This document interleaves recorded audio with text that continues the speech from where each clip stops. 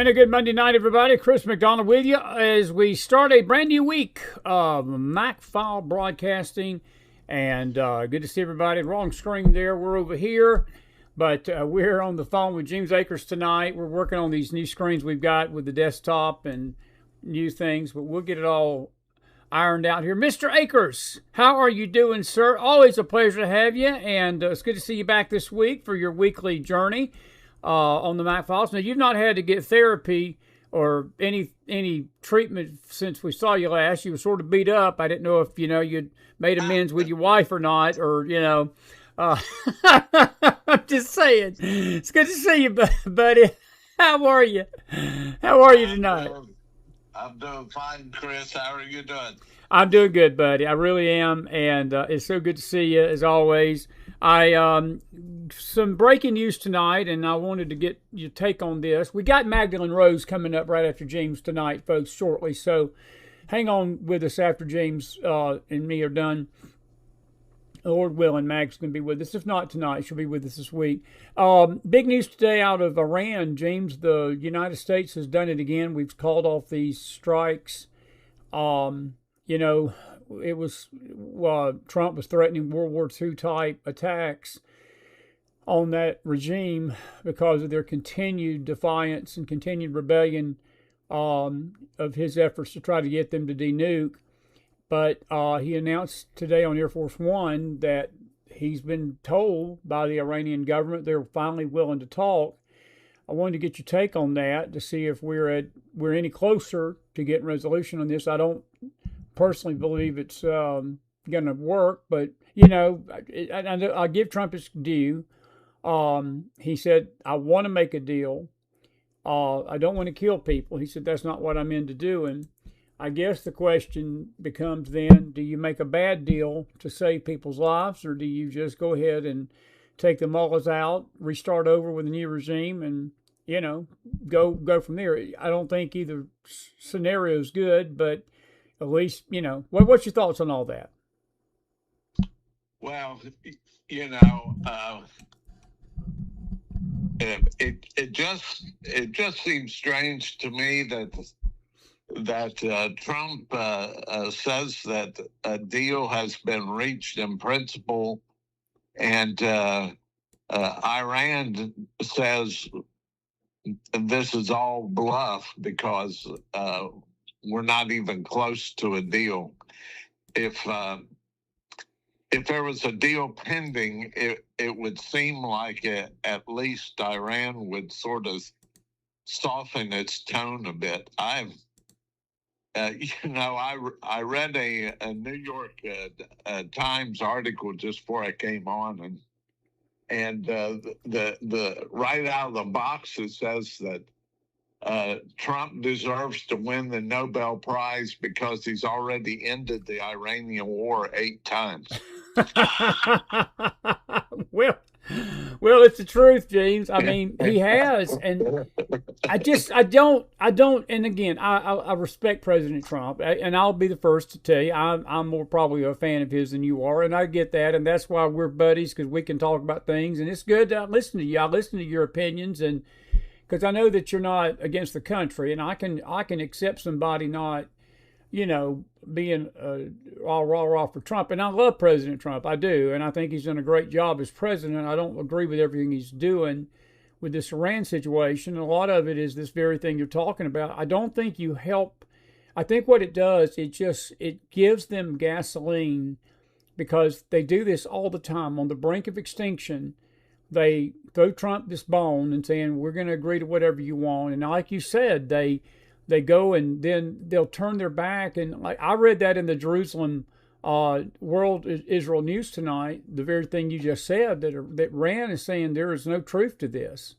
And, you don't want to not believe your own government, but somebody ain't telling the whole truth and nothing but the truth, so help me God on this. And I hope that Trump knows what he's doing with this. I wouldn't stop it. I would go on with my attacks and until they come to the table physically. To me, there's no deal until that event occurs. I don't care how much the potential deal's in place. You keep attacking and you keep taking out everything they need to have taken out, I believe we got to have regime change, James, for this to even have any remote chance of working. There's got to be a regime change, does there not?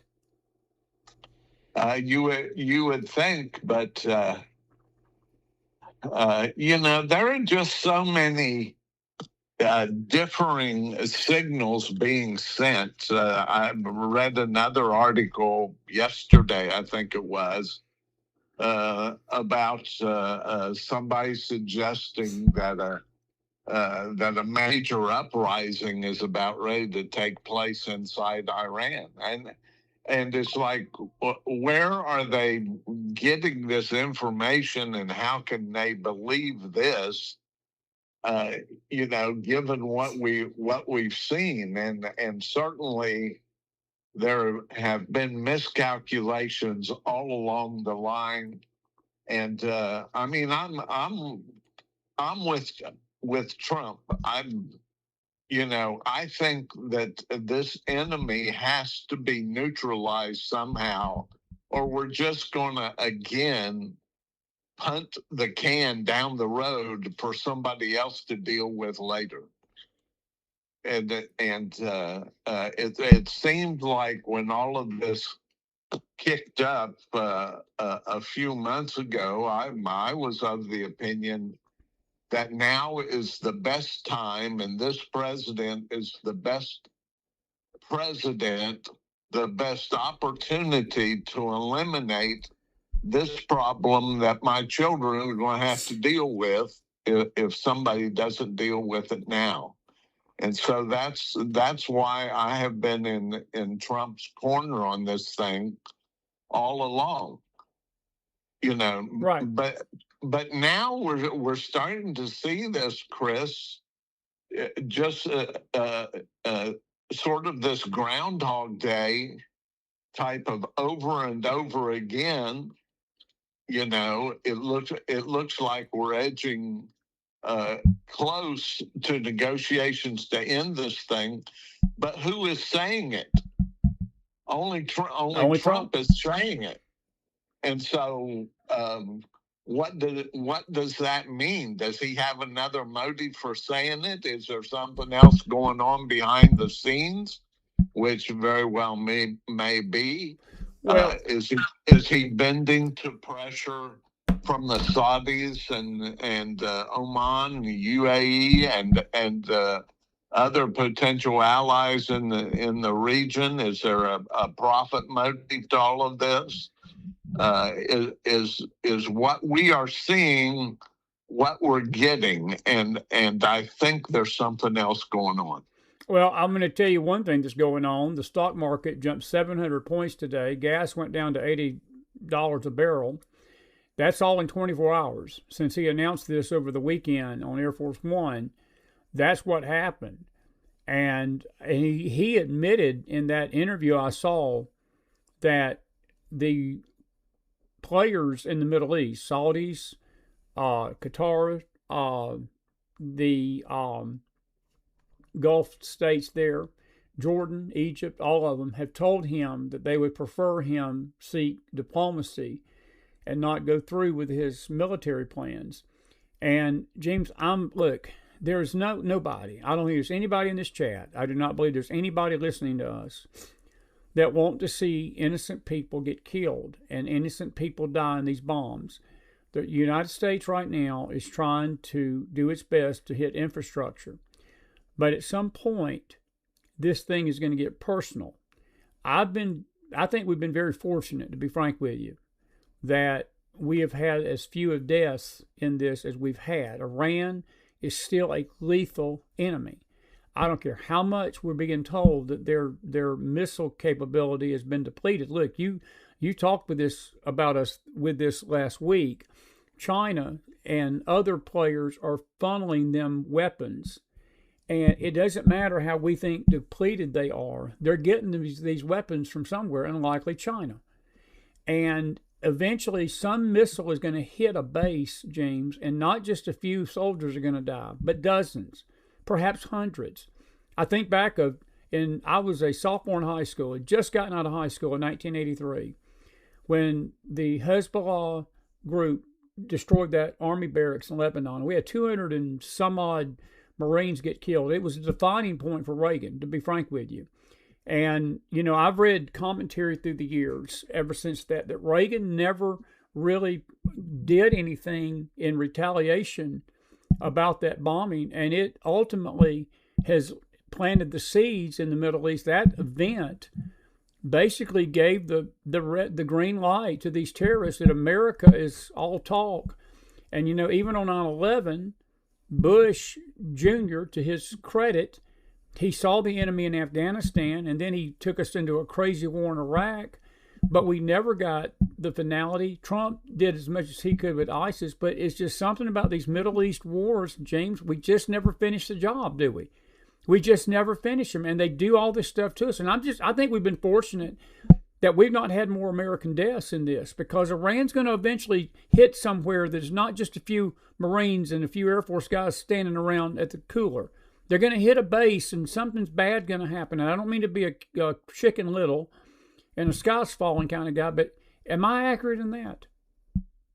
Well, I just said I sent you a message about what tangible assistance China is providing. A spy satellite was sold in orbit to IRGC that improved their targeting capabilities, their real-time ability to strike American bases and evade Yes. American counter electronic intelligence and the like. And I called it a true Middle East game changer.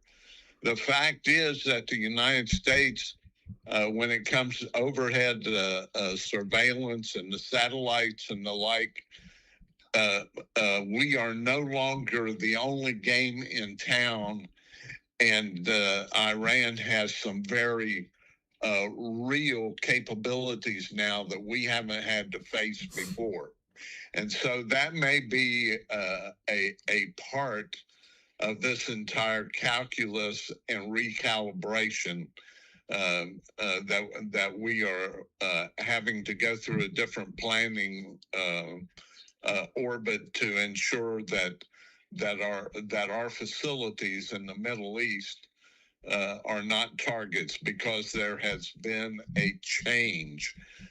Iran is much more lethal and capable than it has been in previous years. And so the military planners are taking stock of that right now. It is probably a part of Trump's decisional calculus, and things have changed. And this may be what we are seeing as sort of this waffling back and forth is part of a strategy. We have always interpreted this whole war since it started as Iran sort of hanging on by their fingernails and just buying time. But I suggest there's a possibility that now Trump's strategy, which doesn't look like a strategy at all, may be an effort to buy time while we plan and take into account these new strategic capabilities that Tehran's leaders have. And if that's the case, it makes what seems to have no sense to it whatsoever have a little bit of sense, and that Trump is and the people that are in the know about these things are huddled together trying to figure out another way to achieve the strategic aims that we have in the region. And that is on one hand, it's a discomforting thought. On the other hand, it sort of makes sense of this sort of charade of one day bombing, the next day not, one day threatening, the next day not, and this sort of cycle that we're trying to make sense of. Would it be a fair question then? Would that not be also a Iran strategy to run the clock out? Because are they calculating that perhaps come January of even this coming January of 27, that Trump will be neutralized by a Democrat Senate or a Democrat House? And James, you and I both know this. The Islamic playbook has always been to wait our enemies out. Look, they don't care about waiting 3 or 4 years to do what they want to do. That's been their pattern. Look, they planned 9/11 probably for decades before they pulled it off. And everything I've ever read about Islam is a religion. It is an ideology that has long wanted to wait out its enemies. It doesn't care if it waits 10 years to kill you. They'll do it. And do you think that this is driving, because look, we're dealing with not only the lethal enemy as it comes to weapons, but we're dealing with the lethal enemy with basically a self-destructive ideology. They don't care if they go up in smoke. They don't care. If Trump was to threaten them with anything tonight, I don't think the Iranians are any more concerned about Trump doing a World War II type of attack on them than Adam's house cat. I think they welcome it, because I think in their warped thinking, that's the apocalypse. That's they're all going to 72 virgins and a martyrdom hero's welcome in the sky, which they're not, but that's what they believe. And I just think that they're playing the same game we are. If that's the case, they're waiting us out, just like we may be waiting them out. Is that a fair assessment? Well, I think I would shift it a little bit. I think the American, if I'm right, and I could be completely wrong, but if I'm right that there's a strategic calculus going on the American side, at the same time, there has been a calculus from Tehran's side that really hasn't changed. They are eager to run the clock out, as you suggest, because they think that the political future looks much brighter for them with a Trump hampered in terms of his congressional support, right? So they're trying to play the clock for the upcoming midterms. They're placing a lot of stock in that. The second thing is that they have taken the best shot by the United States. They're reading all these newspaper accounts where we're running short of weapons, particularly strategic weapons. They know that it's a very difficult decision for an American president to take, to completely destroy their infrastructure, because it would be counterproductive, because the very people you're hoping will rise up against the mullahs, are the ones you'll hurt the most if you hit power plants, water facilities, correct, electrical infrastructure. They know that. That's a part of the calculus. And what I'm suggesting now is they have a strategic strike capability that they've never enjoyed before. They're still learning how to use that. And so it hasn't changed. And for all the reasons that we have discussed over and over again from an eschatological point of view, the more this thing boils down to chaos and rubble bouncing and U.S. bombing efforts, the closer they think they're getting to the day of the Mahdi, which will come back and institute then a Muslim fiefdom over the entire world. So all of these things have not changed for that very top layer of the leadership in Tehran, and down below that layer is the more traditional army that may be more Persian than they are Muslim. And so, there are 1,000 moving parts to this picture, and we are only seeing a very narrow sliver of the pie, and trying to guess, like we're looking at a cup full of tea leaves, trying to guess, what's going to happen next. And I'm with you on that. And again, and I'm sure our audience already knows this. We are just giving our opinion about this. So I think ultimately you're right. I don't think anybody knows how this is going to play out fully. I think that Trump this can go very well for him. This can go very bad for him. But I do believe that it makes us look weak when we do these start, stops, start, stops, start, stops. And I know Trump made the comment today. He said, we hold all the cards. We can start this back up anytime. And that's true. But again, I think it just fuels the fire, that the Iranians look at that as weakness. They look at that, the Americans are not really, we can just bluff them every time we decide that we don't want to be bombed to smithereens. We can just call Trump up and say, hey, we want to talk. And he backs down, and then we talk. Then they do something stupid like shoot a ship in the Gulf or attack our base, and then we go back to bombing them. And then we, let's talk again.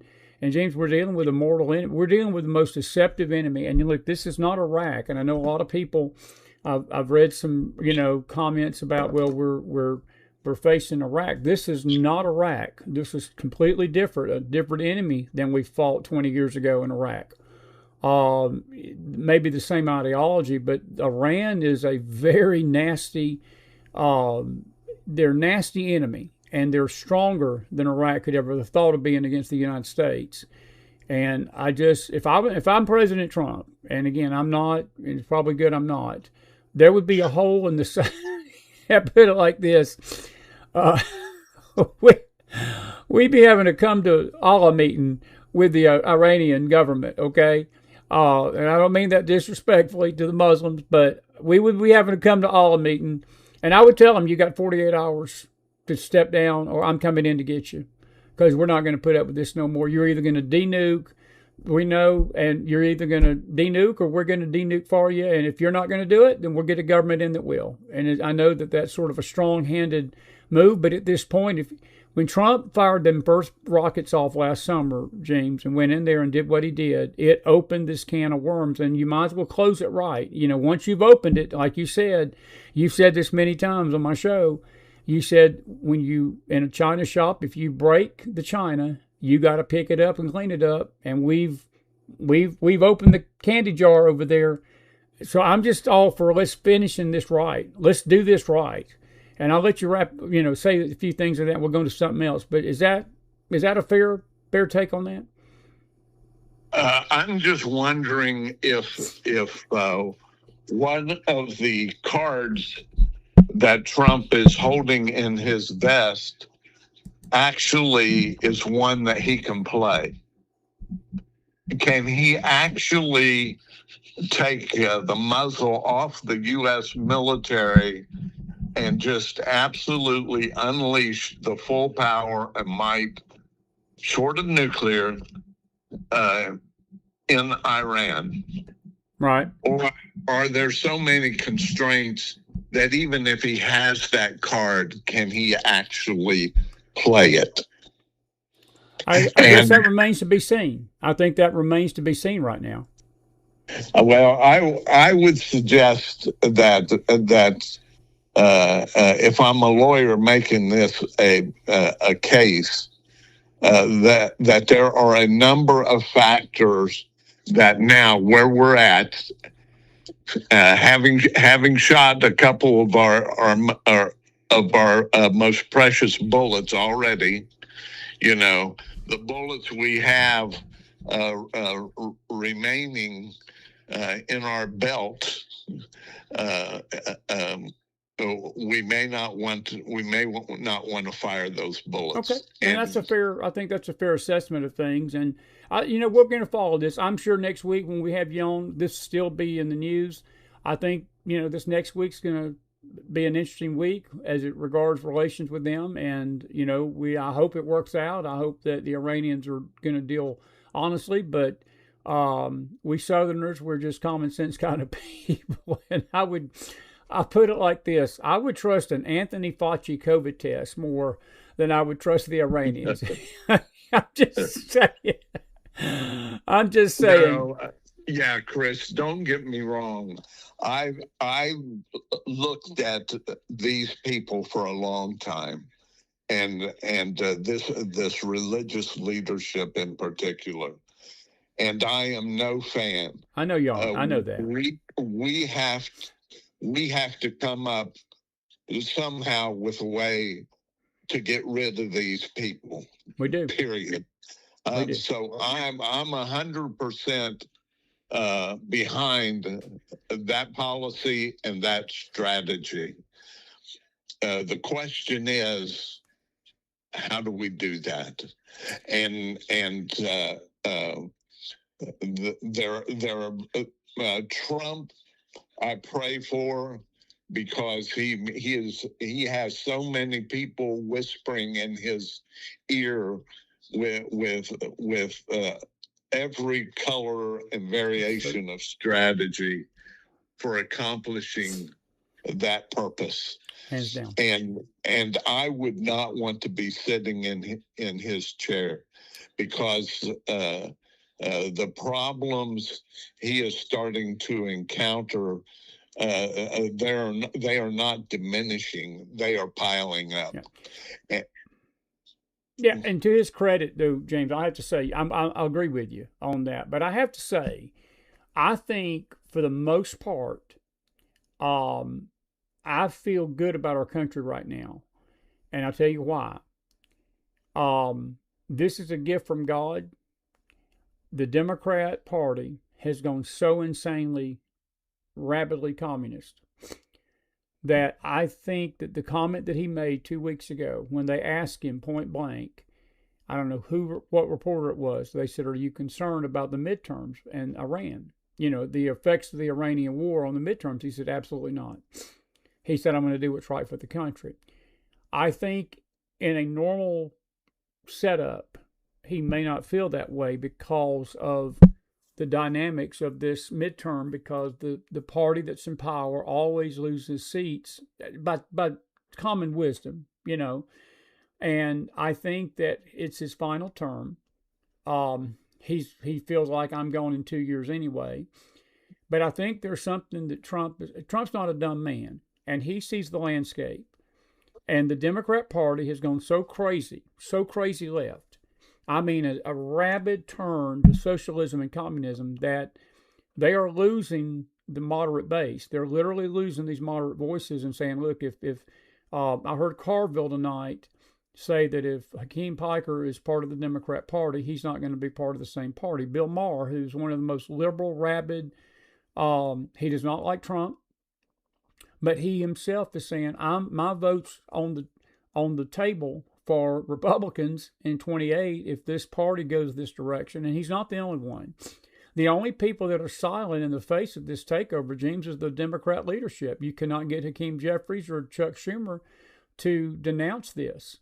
And I think that that's what Trump's idea is tonight, that, let these Dems go crazy, because I've got bigger fish to fry. And if the Republicans want to lay down and let these people win, then I'm not gonna lift my hand to these Republicans if they're not gonna lift their hand to me. And I tell you, a good way I sort of feel like this is so is that Tillis and Cornyn caved tonight about Todd Blanche, and I don't know what Trump told him, and I don't know what deal was made, but they had as good as said over the weekend they wasn't voting for the Attorney General. And now their vote is gone toward him. And it looks like Blanche is going to get, the nomination for Attorney General without Trump having to hold him off till Tillis and Cornyn are gone. So I think the president, to his credit, with everything against him, and I think a lot of this is God's help. I give God the credit. I'm not giving Trump the credit. I'm giving the Lord the credit.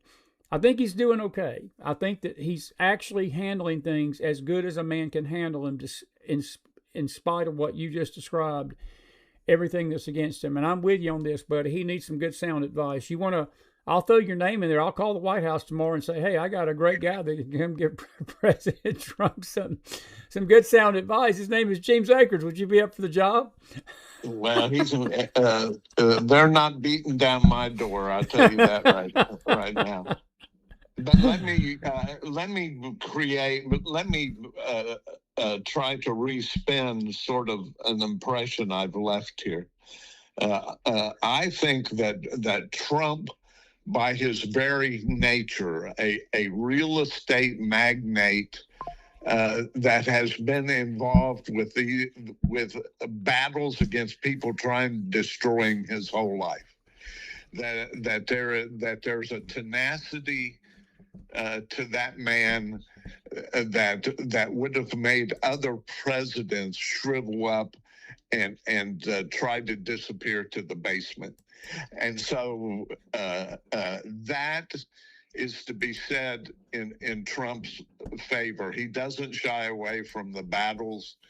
He's faced these types of things, I'm sure, in his own mind and in his own decisional calculus before, and so I think he's going to stay the course, and that's to his credit.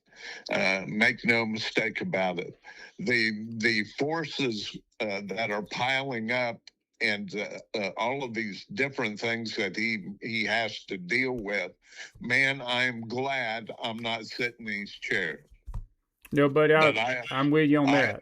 I'm with you on that. I think he does have a different sort of fiber than we've seen in a president in my lifetime, and the enemy he's facing, I think, is a challenge. But I think right now, what I am suggesting is he is trying to come up with a decisional calculus, a strategic calculus that can cope with this massive array of problems that all of a sudden have showed up on his doorstep. And I, for one, am absolutely hopeful that he figures it out for the good of this country. We cannot let Iran win this battle. Totally whether you pose it in spiritual terms, in civilizational terms, in historical terms, or in economic terms, we cannot lose this battle for my children's sake. Buddy, I couldn't said it better, and for our grandchildren's sake too, because you got grandchildren, and I got grandchildren. Yes. Look, if the Lord tarries any length of time, Jeemes, the next president will have to deal with this if Trump don't clean it up. And I just have to say, we were watching a documentary this weekend on the Pan Am bombing over Lockerbie, Scotland, back in 1988, and I was just 5 years removed from high school that year, and Reagan was leaving office, and Bush Sr. took over right after all this happened. And again, it was ironic that the main suspect, of course, he was cleared at the beginning, was from Dearborn, Michigan, of all places. And we know how much of a hotbed that's become. But my point is, I thought Reagan, during those years, and, Reagan gave this country 8 years of good leadership. He had his problems. He made mistakes, just like everybody does. And Trump's the same way. I don't even think Reagan, Jeemes, if he was in power tonight, would be as strong a leader, or was as strong a leader, as Donald Trump has been. And I think your point is so well taken. He's of a different fiber. He was like Reagan, but I think he's better, because Reagan tended to, the second term, be more of a politician. And with the Iran-Contra thing, that weakened him. And, you had to lean on the Bushes, who were basically half Clintonites. And I don't think we're going to see a transformative figure in our lifetime again like Donald Trump. Now, I may be wrong about that. There may be somebody in the wings that the Lord's got in mind. But buddy, I tell you what, I think we're going to miss Donald Trump when he's gone. I do. I think that we're going to look back on these 8 years, even though they were sort of separated by 4 years of HE double toothpick below with Biden, and I think that we're going to regret the fact that we don't have a stronger leader, and I don't see anybody in the Republican side that can carry that. And maybe Rubio, perhaps DeSantis, but Rubio and DeSantis both are Washington. They're in bed in the Washington establishment to a degree. I think they'd make good presidents, but I don't think they'll be Trump. And I'm with you. If Trump don't clean this up, James, the chances of this happening after he leaves goes down dramatically. And it's got to happen. It's got to happen the way it's happening tonight. Yep, I think we're both in agreement on that. This is a once in an empire's cycle of existence opportunity, and how the nation responds to this is going to set the trend line for the next 3 to 4 decades. Why do you think so many Christians are opposed to him? On the same subject, but sort of off subject. Why do you think there are so many people that claim faith are so opposed to what he's doing, and they can only see his past, his marriages, his tweets, his attitude, and not see the importance of what he's doing instead of him? And the reason I say that is, James, I never heard a lot of criticism coming from church people, publicly at least, against the previous administration that was basically out there killing babies and basically bringing this country to a perverse level that it had never seen in the history of its republic. I didn't see these same pastors that are criticizing Trump criticizing Obama as much as they criticize Trump. And I'm not making this a racial thing. It has nothing to do with race to me. I don't care if they're black or white or green or yellow or a mix or orange or whatever. I don't care what they are. It's about the heart. It's about the soul. But have you given thought to that as why he's getting resistance? Not so much even from the left. The left is imploding in itself. The left is going nuts. It's going insane. Some of these candidates that are on the ballot tomorrow, buddy, in these primaries in Michigan and Wisconsin, this governor, this Hong lady. I mean, I'm telling you, she is nuts. And again, Trump stands in stark contrast to this, but he still can't seem to win, even among some of his supporters I would thought would see the prophetic significance of what he's doing. I'm not talking about this. I'm not saying that he's God or we worship him as God or we worship him as such, but I have to say I respect what he's doing. And I'm like you. I don't know if I think you said it beautifully. This is an empire era type leadership that we've not seen. I've never seen it. And I was a Reagan kid. When I was in high school, Reagan got elected in 1980, the miracle year, the hockey team. And my term paper was on Ronald Reagan. And I followed Reagan. But I ain't never seen nothing like this that we've had these last 8 years with Trump. But why do you think the church is resisting him? At least an element of it. I'll say an element, not all, but an element of it.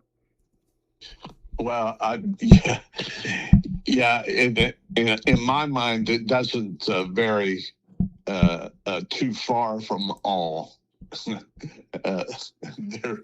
In fact, I think it's the other way. There's probably a very narrow slice that would be truly supportive of the American president. I've thought about this a lot, Chris. I mean, I've had discussions in my own family about this.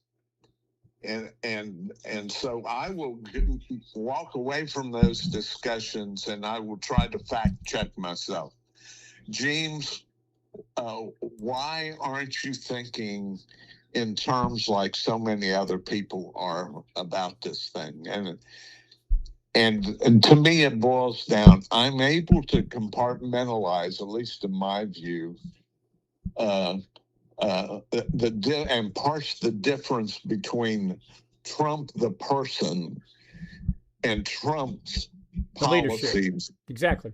and leadership skills looking forward into the future. And I think a lot of people, well-intended people, get snared in Trump's personalities. And I remember having this discussion when it came to the election of Biden versus Trump. Biden came off as sort of a grandfatherly figure, which was created solely by the media. By the media, absolutely. And Trump came off as a womanizer who is only pretending to adopt certain moral stances to ensure political support. But I just think there's more to it than that. Absolutely. And so, to me, the big difference is that I agree with a ton of Trump's policies, and I tend to look past the sort of self-defeating rhetoric and some of these other things that a lot of his critics hang their hat on, as though their judgment is solid of Trump. And also, as a historian, I tend to try to look at things down the road. How Trump is going to be perceived 20 years from now, when people are removed from this emotional instincts and things that are generated by the social media and by an adversarial press, that try to paint this picture of Trump that everybody seems to be enthralled with at the present time, including several of my own family. And to me, it's that simple. I can separate the personality of Donald Trump, which I don't particularly like, and I don't like a lot of things that he says, and I don't like a lot of things that he does. But his policies for my children and for my grandchildren are absolutely essential. And if those policies are not institutionalized, if they can be reversed in the next election, then this country's in trouble. And that's purely the way I view it. The Apostle Paul says that blinders are going to come on people's eyes, and I think we're seeing that. People are deceived. Yes. And they do not want to embrace the truth. I mean, you only have to look at the respective party platforms. The Democrats have completely wiped any notion of God out of Come on. there. And it couldn't be clearer. So you have to swallow hard 5 times and not see the difference. And so why are people swallowing hard 5 times? Is because they don't like Trump the person. No, but James, let me just say this about Trump the person. If we're doing a litmus test for personality, look, I was listening to a documentary the other day about George Washington, and if George Washington was alive today, George Washington would have probably been defeated in the polls because George Washington had a temper. And George Washington said some things that ruffled many of his friends' feathers. And when he was ironing out the Constitution in 1789, I mean, he just let it all hang out at times in these meetings. And look, during the Revolutionary War, he ticked off a lot of his understudies because George Washington was a leader. And I think that sometimes we forget that when leaders, if you look at leaders of history, I think of Winston Churchill, same thing. Winston Churchill was one of the most hated men in Britain. But can you imagine anybody else being able to lead Britain during that time of Hitler's reign and Hitler's blitz on Europe than somebody other than a Winston Churchill? I don't. And I've always believed that for whatever reason, the best leaders in history have always had personality problems in the sense that they rub people wrong. And that's just that, and when you get down to it, Paul rubbed people wrong. Paul rubbed the church in Jerusalem wrong because he was a leader. And I think that we get, as you said, we get caught up in these personalities and we forget that we're in a time of evil. This war that we're fighting right now is not only from without, buddy, it's from within. And we do have a mortal enemy. We have mortal enemies. We got North Korea. We've got Russia. We've got China. We've got Iran right now. And I would argue we've got the whole continent of Europe, because we got nations over there that hate our guts. They may not say it publicly because they're scared to, but they have no love lost for America. And they undermine Trump at everything. The only true friend that we've got in this entire world right now is Israel. And what is Israel? How do they look at Israel? What do they say about Bibi Netanyahu? The exact same thing. They think that he is this arrogant, tyrant, ogre type leader. And Bibi has done his best to keep Israel safe, and he's led Israel through one of her darkest hours over the last 3 years.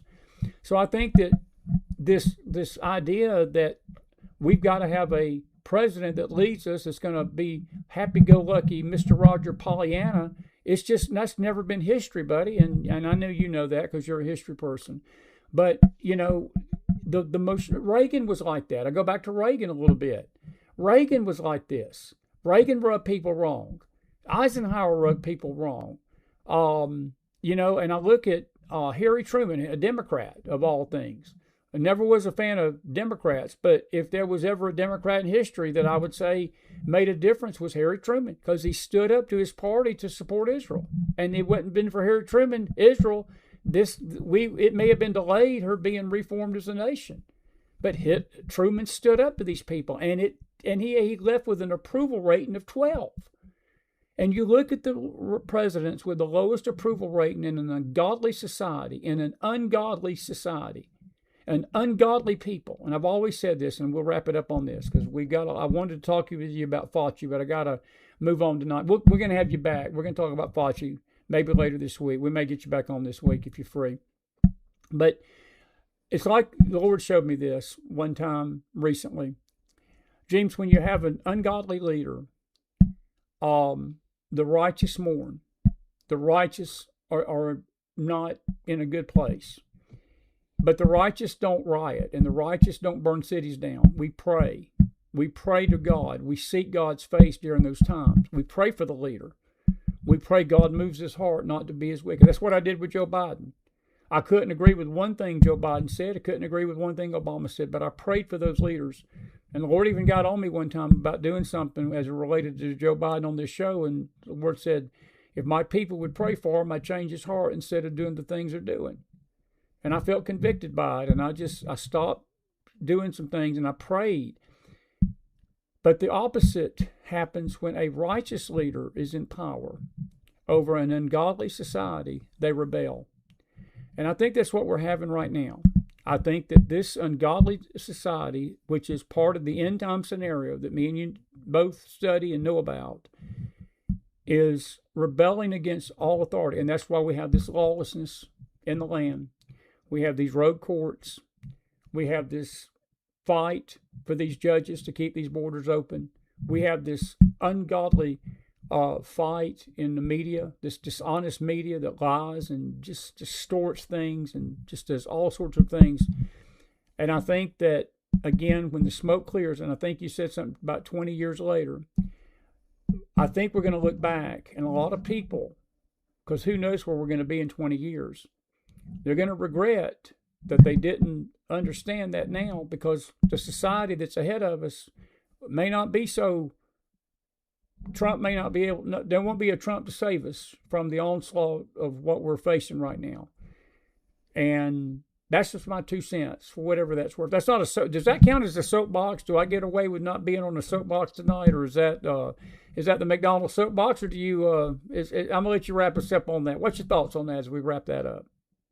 No, I agree. I've always had the political philosophy that America gets exactly what it deserves in a president, and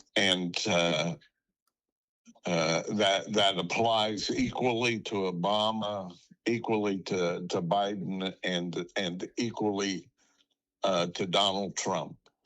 And I think that's as I've already stated, and firmly believe, and it won't be me doing the evaluation, but it'll be my children and grandchildren of their generation, that people in the future will look much differently at the presidency of Donald Trump.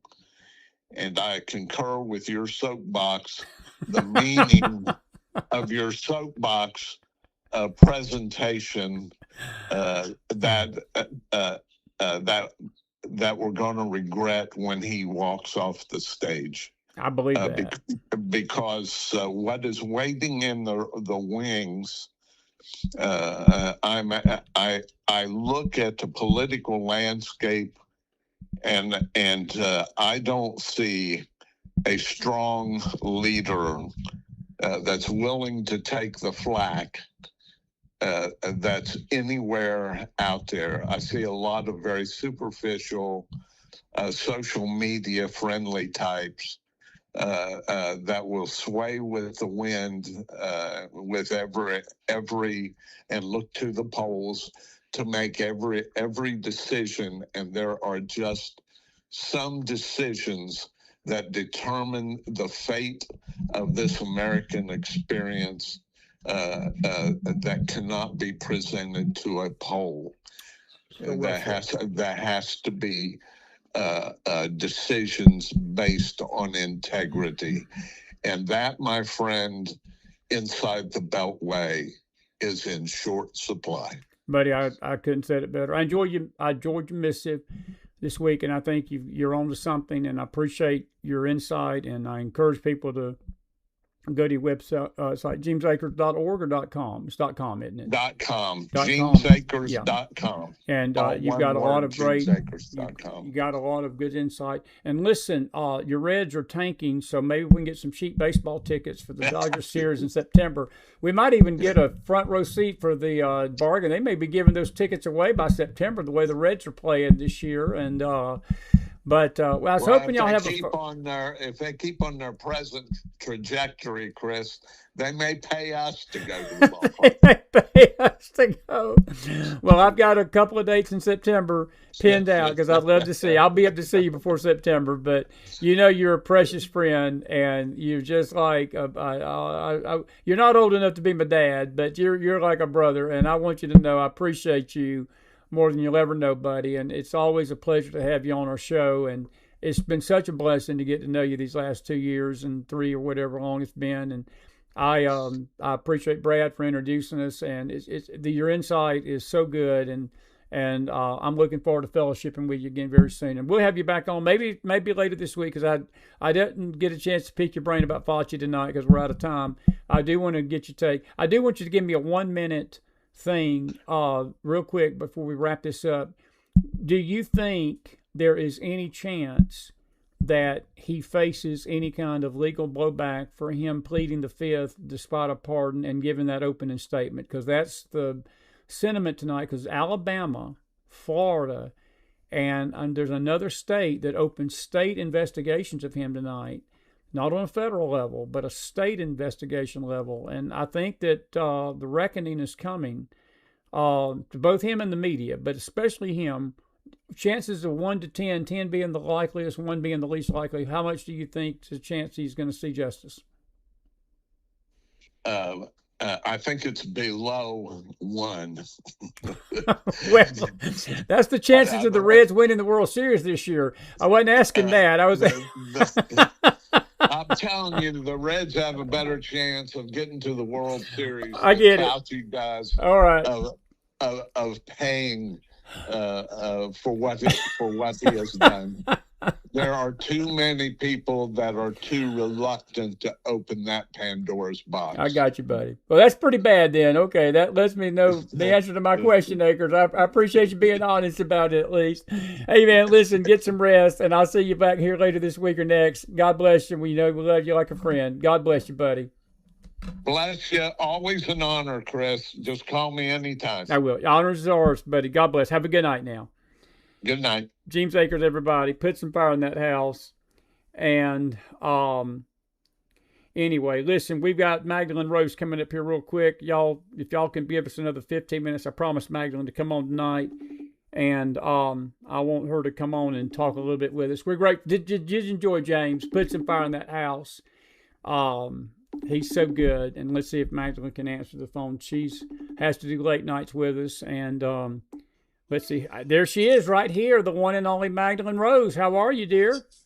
I'm good. How are you? Good. I know it's late and we won't keep you long. We'll get you on again this week. But how you been? We hadn't had you on in a while, and I thought tonight would be a good way to get our week started. And how are you doing? How's things been going with you?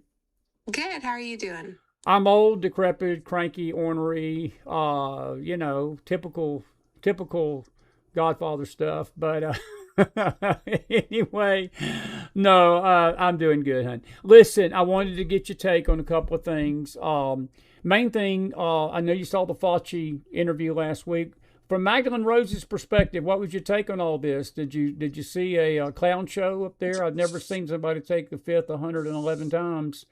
After receiving a pardon. We just had Jeemes Akers on. He thinks that nothing's really going to happen to him, which he's 85 years old. It wouldn't matter at this point.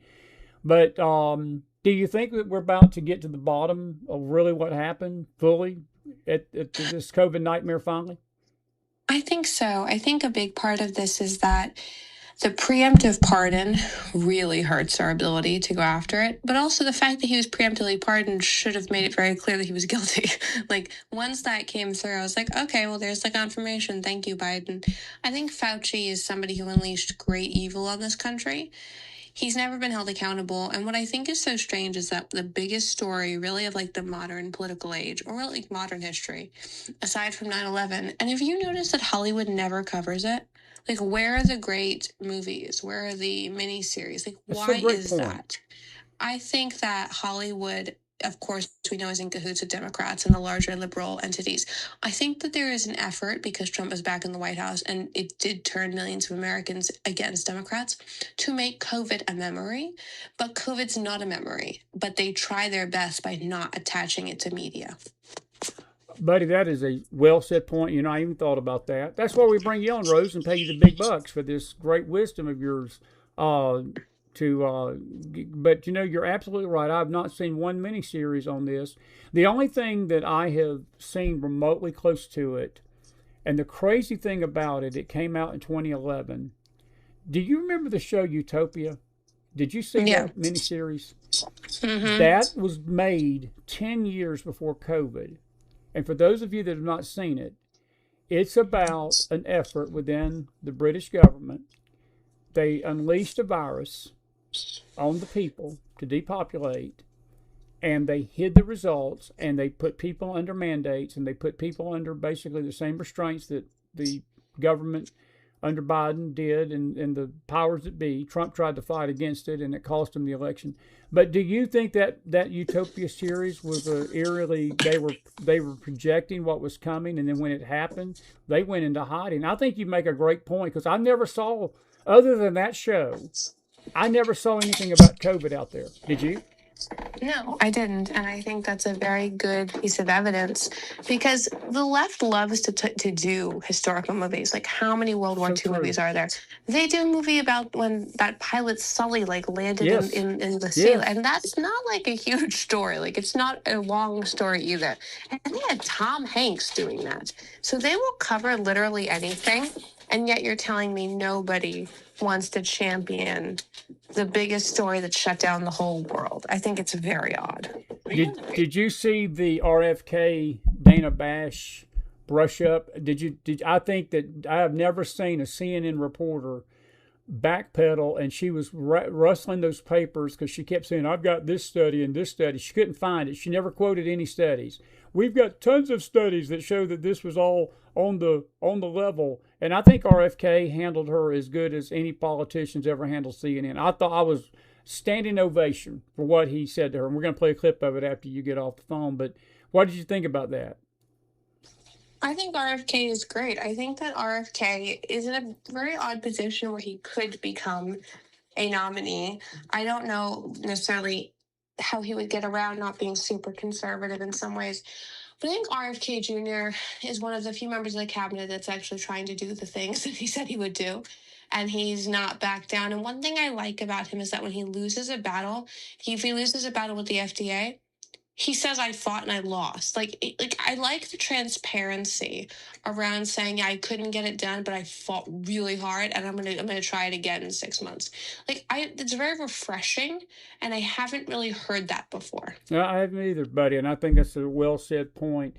What was when you listen to this hearing, what was the most disturbing thing that you heard out of Fauci? Look, Magdalene, I don't know how you were affected by it personally. I know I was affected deeply by it, both physically myself, but my family. I didn't get to see my dad for the last 3 weeks of his life because of this thing. And I've got other friends of mine, one friend I'm thinking of in particular in New York.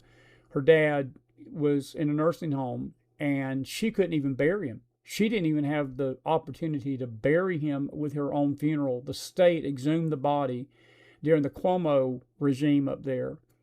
And but what was the most, and these mandates and the holidays, and then to find out that he was hobnobbing with the media at Thanksgiving dinner with Jake Tapper, with probably out of mask, without any space in the house, but yet he was telling the country that you have got to do this or face penalties. And now we're hearing in this diary that he was basically working with the Biden DOJ to all these shutdowns and these church shutdowns and these arrests at football games and arresting the public. It's hideous. And, and again, the most frustrating thing to me is that I don't think anybody's going to pay for it criminally. They may pay for it civilly, but they're not going to pay for it criminally, at least not right now. No, they're not going to. And the reason for that is because they know enough on how to hide what they did. A lot of the Fauci situation as well was because he was seen as somebody who would always abide by the leftist positions. He would toe the line. And because of that, he was like a safe pair of hands for them to entrust in shutting the country down. Democrats are on record in many areas looking at COVID publicly and saying, we can take advantage of this. They had those strategy meetings. They did those things. We know that. It's kind of, to me, why didn't Republicans? Yeah, so true. Actually, Cleo's making a good point tonight. She says one of the reasons what you're just describing is why they discredit Kennedy, including his own family, because the Kennedys make a big deal about mocking him. And I've always felt like, Mag, if the media is screaming against somebody, that's your person. If the media is pushing them, you better stay away from that candidate about a million miles, because they are always a barometer of what's good and bad for this country. I'm with you on the Fauci thing, but I do want to ask you about tomorrow. We may call you back tomorrow night because we got election nights and talk about some of these results. So I'll hang loose tomorrow as we've got Judge Allen early. So I may get you back to back if you can handle that this week, being with me. Make up for lost time, kid. But what's your thoughts on these races with all these crazy socialist commies that are running for these Dem primaries? It seems like the Democrat Party is got a big fissure right now, right in the middle of it. And the lines are being drawn, and there are some moderates and even independent Dem voters that are saying, we don't want this. But I think they created it. I don't have any sympathy for them. They created this monster, Mag, and this monster's about to eat them alive. I hate to say it, but no, I really don't hate to say it. I'm actually glad for it, to be frank with you. But what's your thoughts on that? Well, I think a lot of this with these Democratic socialists is because Mamdami's done a good job making people believe that he's a good person. Like, Mamdami's done a really good job making it seem like socialism can work. It will, of course, fail. You're starting to see signs of that with the fact that you have to have a government ID now to shop in a grocery store in his perfect world in New York City. But that's what he's done. And he's been much more successful than AOC was. Like, remember we thought AOC would usher in this era of democratic socialists? She didn't. She became very much a DC girl. She likes it. She goes to the Met Gala. Mamdami's smarter. He's a lot smarter. And I think what you're seeing with these democratic socialists is because of Mamdami. I think he privately coaches them. And I don't have proof of that, but the language, all of that, just like we thought AOC would, Mamdami is actually the one making a difference. Did you see the press conference today about the grocery stores? If this is not the richest hypocrisy in the world, they will not require you to have an ID to vote, but if you go into one of his government financed grocery stores, you're going to have an ID to buy milk because they want to make sure you're from New York. Is that not hypocritical, Rich, that they would require you to have an ID to buy a gallon of milk, but not require you to have an ID to vote? That's stupid, isn't it? It's ridiculous, but it's very par for the course with Democrats, especially Democratic Socialists as well. And I think for Democratic Socialists, they're kind of at a place now where they're just going to throw it out the wall and hope it sticks. And if they succeed, great. If not, they have time and they'll find some other way. But I think it's getting more and more twisted with them. We'll try to get you on tomorrow night, but I do want to ask you a couple of quick questions and I'll let you go. Number one, how is your age group responding to the Socialist Party? Is this a youth movement or is this more, because I don't see it as much as a youth movement. I think there's a lot of adults that are in this movement. I know that the kids get blamed a lot of times. Well, this is just a bunch of young people. I know that this is appealing to the young, but Magdalene, this movement is encompassing a lot of older adults. Look, you got Bernie Sanders, who's never worked a day in his life, and he's the spokes guy. He's out there and rallying these I think it's middle-aged down, but I think that it's not just the young people that are embracing this stuff. But from your perspective, just your age group, what do the young people think about these socialists that are on the rise right now? Because a lot of them are young. A lot of them are in their 20s, to be frank with you. Well, I think it is a mix. I think there's a lot of older people who are in favor of it, sort of like your older leftist communist. And then the younger people who are part of it, it's kind of just out of despotism at this point. But honestly, the generation that seems the most ensnared by all this is millennials. Like, millennials seem to be the people who are much more inclined to support this. Yeah, very so. Final question. Of all the races tomorrow, which is the race we need to watch is sort of the barometer of what's going to happen? This crazy governor in Wisconsin, a lot of her tweets got. You think the hung governor's race, because she's nuts. Her tweets got unearthed today, but she's nuts. And I saw the clip from her with Dana Perino Friday, and Dana Perino confronted her with all these, and she said, well, I'm evolving. Why is it that the left always evolves after elections come up and then they go back to and why we're deceived by this? In other words, if they're once a communist and a socialist, to me, they're always a communist and a socialist. But somehow or another, the American people don't get that, and they believe these lies, Mag. They just believe these lies, and they vote for these people. Do you think there's a prayer that any of these socialists get on in the general election? Because these are primaries tomorrow. I want to make it clear to people, these are Democrat primaries tomorrow. They will face off with Republican candidates in the fall, but this Hung's got a pretty good chance of winning, and so does this nut Al Sayed in Michigan.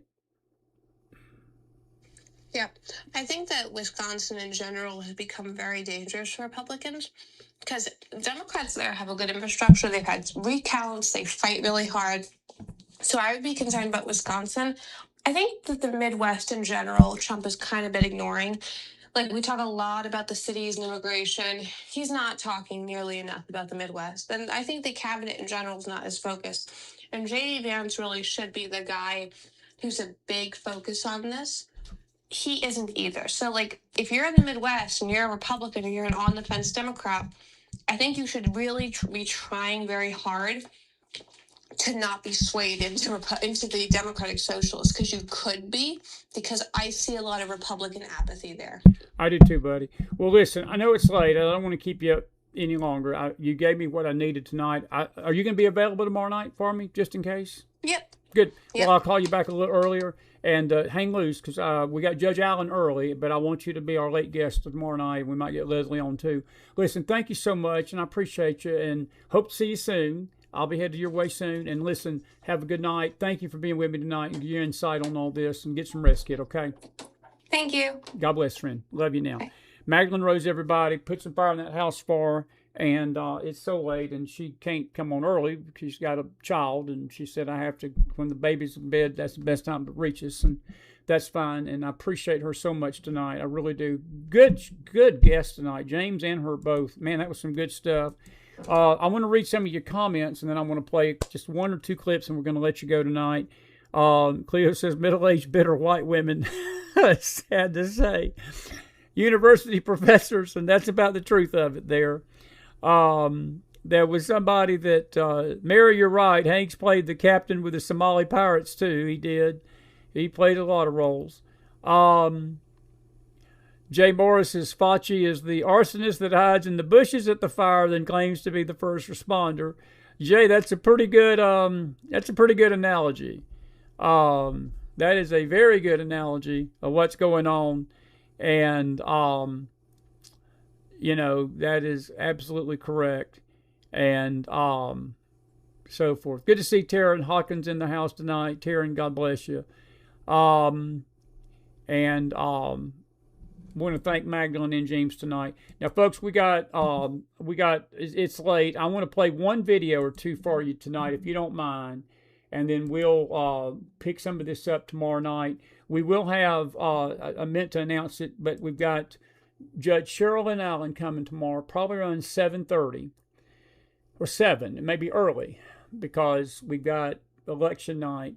She's going to talk about the legal aspects of Fauci, but we're going to talk about witchcraft in the courts with her. And we hope that she can be with us by phone. She did a great job last time she was here. We've got Theo Padnos coming back with us. We've got Stacy Shiflett coming back. I've got my dear friend Jonathan Taryn coming back within the few weeks. Jonathan was in the emergency room during COVID the night we were on. The YouTube people yanked our channel. And I'm going to get his take on all the Fauci situation. He got threatened to take the jab or lose his job. And I'm going to talk with him about it. There's some others that we've got. We've got a total solar eclipse coming up August the 12th. And we may get old Miller in on that little discussion next week. He's got some interesting insight, thoughts about it, and so forth. We've got some other surprise guests that are coming, and it's going to be a great month of August. We're sort of settled down. July was a rough month on us, to be frank with you. It was very rough, and we wasn't on that much in July, but hopefully this month we're going to make up for it. But starting tomorrow night, we got election coverage after the judge. I'm so excited for her to come. I just really am. We got Carla Nicole coming back. We heard in the hearing that baby parts were being used in this vaccine. Joni Ernst pointed that out, and Carla's got some thoughts about that we're going to get her to share. All that's this month on the McFiles, so we encourage you. Folks, these notifications, I see this sometimes. I'm sorry to tell you all, you don't need to depend on a notification. We try our best to be on if we have a double feature night, usually 7 or 8's the early bird, 9 or 10, 11 even. I wish we had more of a set schedule. Sometimes the reason we can't have that is our guest schedule, because we have to schedule our shows around our guests. And we don't really do a lot of recording during the day because we have a Bible study in the morning, and we have a life too during the afternoons. We have to take care of things and work on things. But there's nothing we can do about the notifications. I wish there was, but it's just YouTube. Sorry about that. And but we're usually on late, and I try to announce. I'm going to try to do a better job announcing these times and sticking to them the night before. But even tomorrow, it may be subject to change depending on Judge Allen and Mag. Now Judge Allen has said she'll be with me at 7, but if something happens, then we'll let you know by Telegram. That's why we encourage you to join our McFiles Telegram room.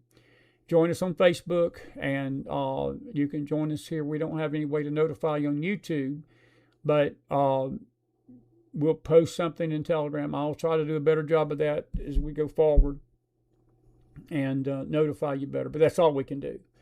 But we got some great guests coming this month. We got some new guests. Magdalene's got some new folks she's going to introduce us to.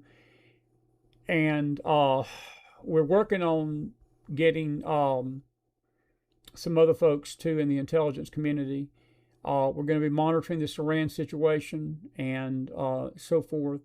So whatever you do, stay with us right here on the McFiles. I want to play one video tonight. This is the beatdown. This is the beatdown that I thought I had it downloaded. Please tell me it downloaded. And I think what we did, we put it in the picture file. That may be why. Let's see here. Or did it download? Where did it download to? Well, we will find it. I guess we'll have to play this for you tomorrow night. I sure thought we had downloaded it. But I do want to play something from Ronald Reagan. I don't know if y'all have ever heard this before. This is pretty powerful.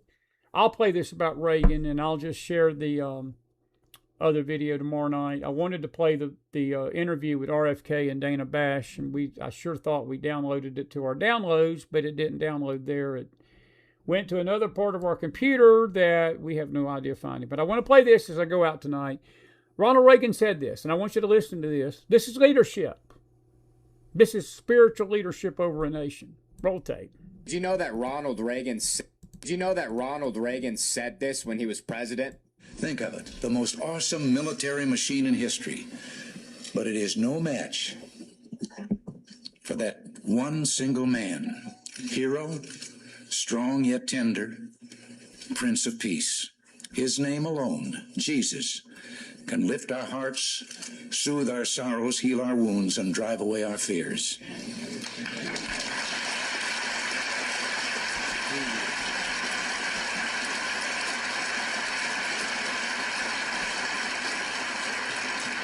He gave us love and forgiveness, taught us truth, and left us hope. In the book of John is the promise that we all go by. It tells us that for God so loved the world that he gave his only begotten Son, that whosoever believeth in him should not perish but have everlasting life.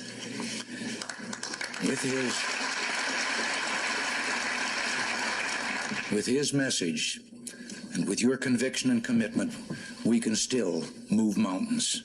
We can work to reach our dreams and to make America a shining city on a hill. The United States of America belongs to Jesus, and it always has. Amen to that, to the young man. But Reagan, that's why Ronald Reagan was Ronald Reagan. And we've got even a greater leader than that in Donald John Trump. And I firmly believe that tonight. I know that not all of you like Trump, and that's okay. And some of you want to find every nitpicking thing you can find to disagree with him on. And like James said, it turns into a personality contest. Neighbor, let me tell you something. I don't mean to go out on a sort of a McFile, McBear note, but we better stop worrying about these petulant little petty personality conflicts and personality disagreements, and we better back up and see the big picture of the enemy that we're facing tonight. And I love what Reagan said, folks. All the vaunted military power in the world cannot save us from what's coming if God is not with us. And when God ordains a leader and God puts a leader in power and works through that leader to try to save this country and try to help this country, it would behoove his people to get on board with what God is doing. We preached a sermon yesterday on Sunday morning about the curse of Miraz. These were inhabitants of the land, and it was the weirdest verse to me in the Bible, to be frank with you. It's in the middle of one of the greatest victory songs that the Word of God's ever recorded in the Song of Deborah and Barak, which is basically exclaiming the victories that God brought to Israel over the Philistines and the Amorites and this demagogue king Shamgar. And it's just nothing but praise to God for bringing victory. But in the middle of that song, there's one verse, and this is the only time these inhabitants are mentioned. And the angel of the Lord, which was God himself, which was the Lord, it was a pre-incarnate expression or pre-incarnate appearance of Christ. He basically told Meroz, he said, "Cursed be Meroz, curse you bitterly, because you did not come to the help of the Lord." They were called to help. They were called to pray. They were called to get in this battle with Israel. They were called to get in this battle for their nation's safety and their freedom. Israel was fighting for her freedom. She was fighting to be free of oppression. And they sat and did nothing. And they sat and did nothing. Now, you ain't got to believe this tonight, and many don't. There's going to be an accounting one day. And there's going to be an accounting of those that have sat by and let these forces of communism and these forces of Islam and these forces of darkness and these forces of jihadism and these forces of socialism try to tear this country down and this dishonest media down and believe the lies and sit around and not vote and do nothing and not come to the help of the Lord against these forces of darkness over this country. And there's going to be an accounting one day. And there's going to be a reckoning one day. And we're either going to be said we're blessed for fighting this battle and fighting this good fight of faith, or we're going to hear the same words in eternity, that we've been cursed, not for actively opposing America, but for sitting around and doing nothing.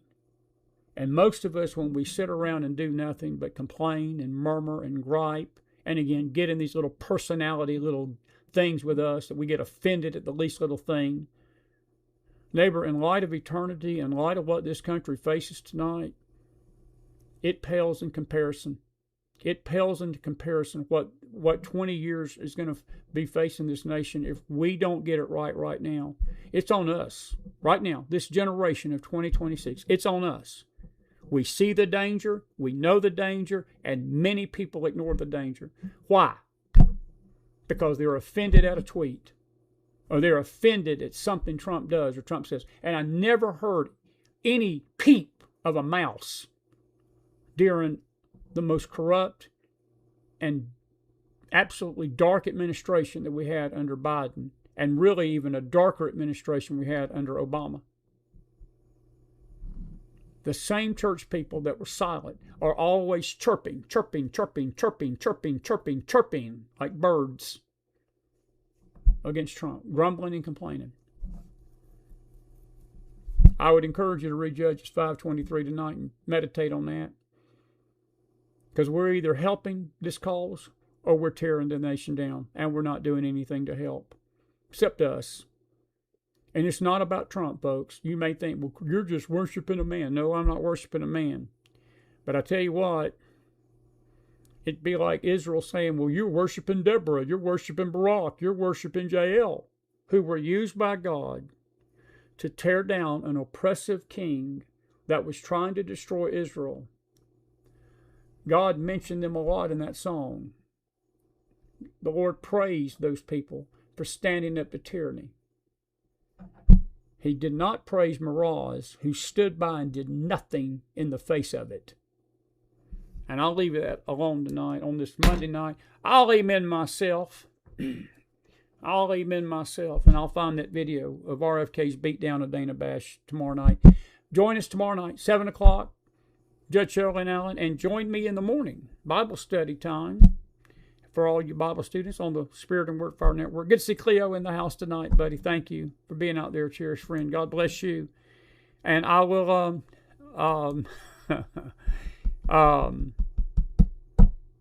see you in the morning. See you in the morning. And Judges 5:23 is the reference that I'm referencing, the Meroz group, the inhabitants of Meroz. And meditate on that. God bless you. God bless your families. God bless this great nation of America. Have a good night, everybody. Be blessed out there and be safe. Pray for our country. Pray for President Trump. Pray for America. Pray for each other. And I will see you back here tomorrow. Good night, everybody. Thank you, James Akers. Thank you, Magdalene Rose. God bless and good night.